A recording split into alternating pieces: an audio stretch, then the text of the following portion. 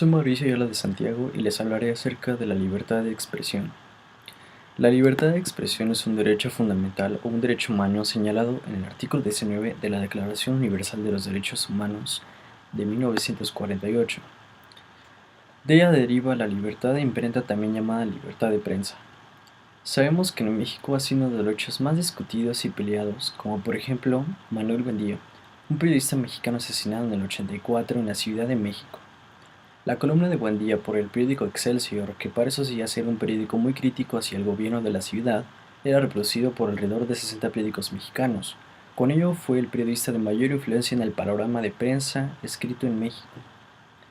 La noche del 30 de mayo de 1984 salía Buendía de su oficina en la Ciudad de México en el cruce de las calles Insurgentes, casi con Avenida Reforma, cuando un hombre descrito por testigos presenciales como alto y fornido de corte y gorra militar le hizo 5 disparos por la espalda con un arma de fuego. El asesino escapó en una motocicleta que lo esperaba, la cual era conducida por el agente de la Dirección Federal de Seguridad o DFS, Juan Rafael Moro Ávila, nieto del expresidente de México Manuel Ávila Camacho, para ir a refugiarse a la DFS, tan solo a unas calles de distancia.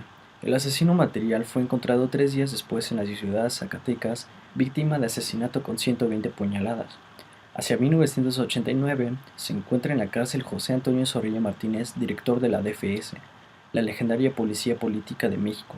Zorrilla Martínez fue el funcionario de más alto rango de gobierno dirigido por Miguel de la Madrid, en pagar por el asesinato del influyente periodista. Según investigaciones, el asesinato de Buendía sería fraguado para el entonces secretario de Defensa Manuel Arévalo Garocki, en una reunión realizada a inicios de abril de 1984, a raíz de las denuncias de Buendía en su columna política Red Privada sobre la corrupción de los más altos círculos de poder de México involucrados en el tráfico de drogas ilegales.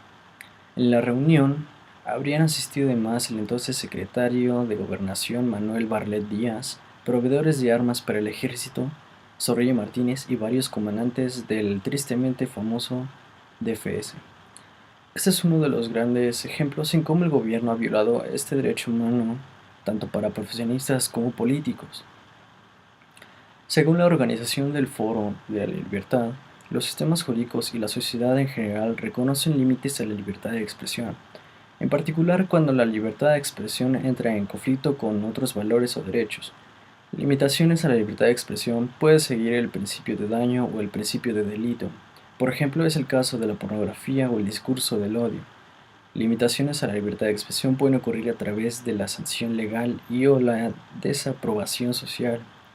Es decir, podemos tener la libertad de poder expresarnos libremente, sin dañar o perjudicar a nadie. Otro ejemplo que tenemos apenas hace 7 años, otro periodista llamado Jesús Blanco Ornelas, donde el narcotráfico le puso precio a su cabeza por sus incómodas revelaciones. El Comité para la Protección de los Periodistas de Nueva York lo llamó el líder espiritual del periodismo mexicano moderno. Pese a constantes amenazas y atentados, jamás renunció al oficio de informar sobre los vicios y corruptelas que asfixian al norte del país, a una costa del operativo de seguridad que lo protegía día y noche, al grado de significarle una prisión insalvable. Desplegó su mejor beta como reportajista, que después convirtió en libros. Ahí encontramos a un Blanco Ornelas particularmente en estado de alerta, que acude a la memoria.